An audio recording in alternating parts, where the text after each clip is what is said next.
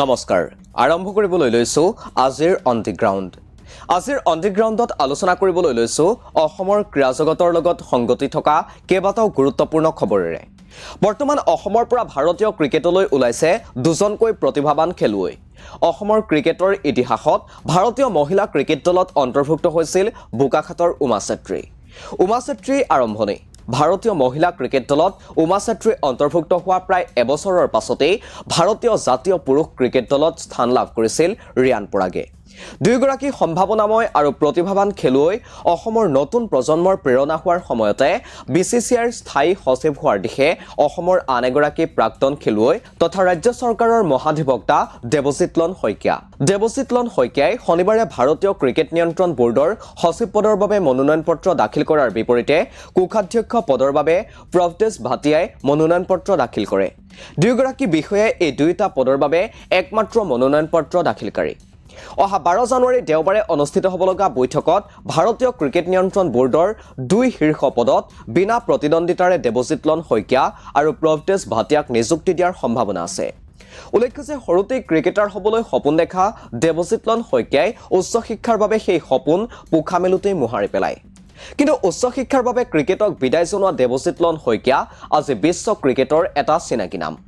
প্ৰথম শ্ৰেণীৰ ক্ৰিকেটাৰৰ পৰা ক্ৰিকেট সংগঠকলৈকে ক্ৰিকেট সংগঠকৰ পৰা ক্ৰিকেট প্ৰশাসকলৈকে আৰু তাৰ পাছত বিচিচিআইৰ যুটীয়া সচিবৰ পৰা আজি তেওঁ বিচিচিআইৰ স্থায়ী সচিব হোৱাৰ দিশে 1969 চনৰ 19 এপ্ৰিলত গুৱাহাটীত জন্মগ্ৰহণ কৰা দেৱজিৎ লন শইকীয়াই কটন কলেজৰ পৰা শিক্ষা গ্ৰহণ কৰাৰ আগৰে পৰাই ক্ৰিকেটৰ প্ৰতি ৰাপ আছিল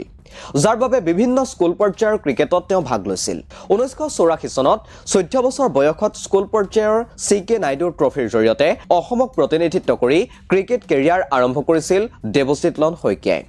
ইয়াৰ এবছৰৰ পাছত অসমৰ 15 বছৰ অনূৰ্ধ্ব দলৰ হৈ বিজয় মাৰ্চেণ্ট ট্ৰফিত খেলিছিল য'ত তেওঁ অভিষেকৰ সময়ত অপৰাজিত 55 ৰান সংগ্ৰহ কৰিছিল 1986 চনৰ পৰা 1989 চনলৈকে অসমৰ অনূৰ্ধ্ব 19 দলক প্ৰতিনিধিত্ব কৰি সন্মানীয় কোচবিহাৰ ট্ৰফিত অংশগ্ৰহণ কৰিছিল তেওঁ এই প্ৰতিযোগিতাখনত পূব মণ্ডলৰ হৈ 3খন মেচ খেলি দেৱজিৎ লন শইকীয়াই 1987-88 চনত চেম্পিয়ন কৰোৱাটো অন্যতম ভূমিকা পালন কৰিছিল এই সময়ছোৱাতে তেওঁ চিনাকি হৈছিল ভাৰতৰ প্ৰাক্তন ক্ৰিকেটাৰ সৌৰভ গাংগুলীৰ সৈতে ইয়াৰ পাছতহে 1991 চনত অসম ৰঞ্জী দলৰ হৈ অভিষেক ঘটে দেৱজিৎ লন শইকীয়াৰ অসম দলত মিডল অৰ্ডাৰ বেটছমেন হিচাপে খেলা দেৱজিৎ লন শইকীয়া 21 বছৰ বয়সত পেছাদাৰী ক্ৰিকেটক বিদায় জনাই উচ্চ শিক্ষাৰ বাবে তাৰ পাছতেই আইনী শিক্ষা গ্ৰহণ কৰে তেওঁ দেৱজিৎ লন শইকীয়াই বাৰ কাউন্সিল অফ অসমৰ অধীনত অধিবক্তা হিচাপে নামভৰ্তি কৰি 1997 চনত গুৱাহাটী উচ্চ ন্যায়ালয়ত আইনী প্ৰেক্টিছ আৰম্ভ কৰি আইনী কেৰিয়াৰৰ আৰম্ভণি কৰে 2005 চনৰ পৰা বিত্ত কৰ স্বাস্থ্য আৰু শিক্ষাৰ দৰে বিভাগৰ সৈতে জড়িত গোচৰত অসম চৰকাৰক প্ৰতিনিধিত্ব কৰিছিল তেওঁ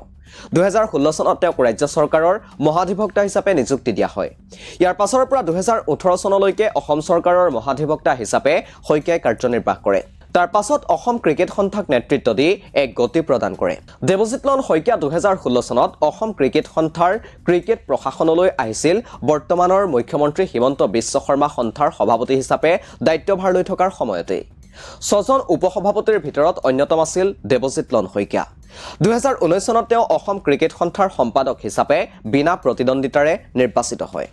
2020 চনত অসম ক্ৰিকেট সন্থাৰ ক্ৰিকেট একাডেমি প্ৰতিষ্ঠা কৰাত গুৰুত্বপূৰ্ণ ভূমিকা পালন কৰিছিল দেৱজিৎ লন শইকীয়াই অসম ক্ৰিকেট সন্থাৰ সম্পাদক হিচাপে 3 বছৰ কাৰ্যনিৰ্বাহ কৰাৰ পাছতে 2022 চনত বিচিচিআইৰ যুটীয়া সচিব পদলৈ নিৰ্বাচিত হয় দেৱজিৎ লন শইকীয়া এইপিনে বিচিচিআইৰ সচিব পদটোৰ বাবে নিৰ্বাচন অনুষ্ঠিত হ'ব অহা 12 জানুৱাৰীত বৰ্তমান বিচিচিআইৰ যুটীয়া সচিবৰ লগতে ভাৰপ্ৰাপ্ত সচিবৰ কাৰ্যভাৰ চম্ভালি থকা অসম সন্তান দেৱজিৎ লন শইকীয়া এই পদটোৰ বাবে মনোনয়ন পত্ৰ দাখিল কৰিছে